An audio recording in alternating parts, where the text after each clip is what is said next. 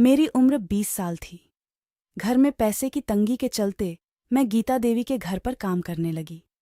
मैं बड़ी मेहनत से उनके घर का सारा काम करती थी।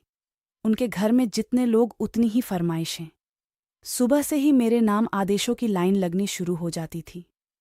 मैं खुशी खुशी सबकी फरमाइश पूरी कर देती थी। मैंने भी जैसे अपने 2 पैरों में 10 पहिए लगा रखे हों। मेरी सेवा से घर का हर सदस्य संतुष्ट था।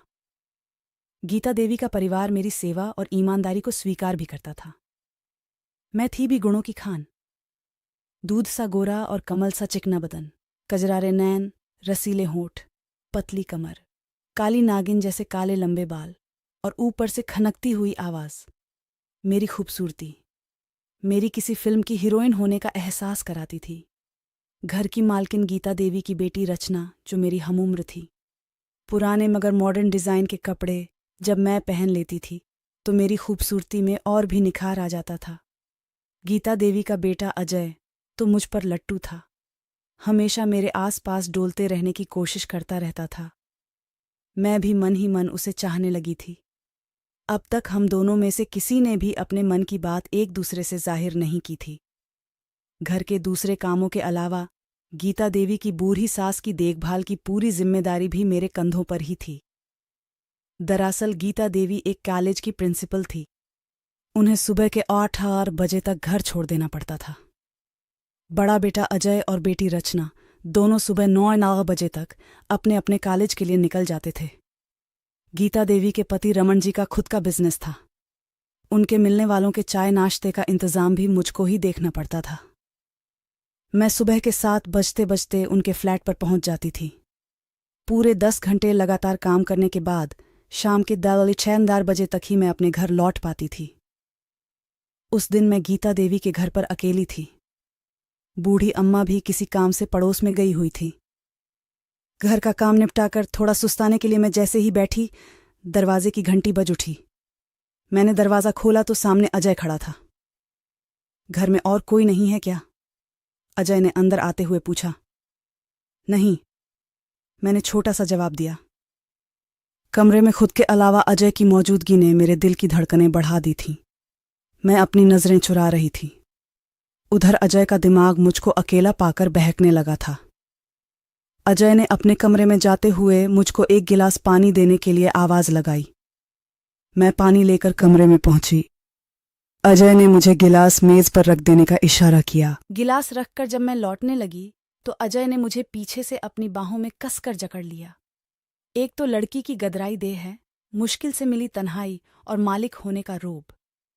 अजय पूरी तरह अपने अंदर के हैवान के आगे मजबूर हो चुका था। यह आप क्या कर रहे हैं साहब? मैं बुरी तरह डर गई थी।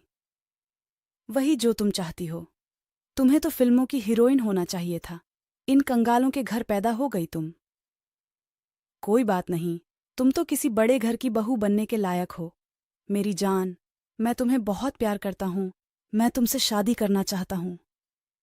फिर अजय ने मुझे बिस्तर पर गिरा दिया और मेरे जिस्म पर सवार होने लगा। मुझ पर ताकत का इस्तेमाल करते हुए अजय बड़ी बेशर्मी से बोला, पहले अपनी जवानी का मज़ा चखा, फिर मैं तुम्हें अपने परिवार की बहू बनाता हूँ। लेकिन शादी के पहले ये सब करना पाप होता है। मैं गिड़गिड़ाते हुए बोली, पाप पुण्य का हिसाब बाद में समझना। बेवकूफ़ लड़की, पहले मैं जो चाहता हूँ वह करने दे। अजय वासना की आग में पूरी तरह दहक रहा था। इसके आगे वह कोई हरकत करता। घर का दरवाज़ा खटाक से खुला। सामने गीता देवी खड़ी थी।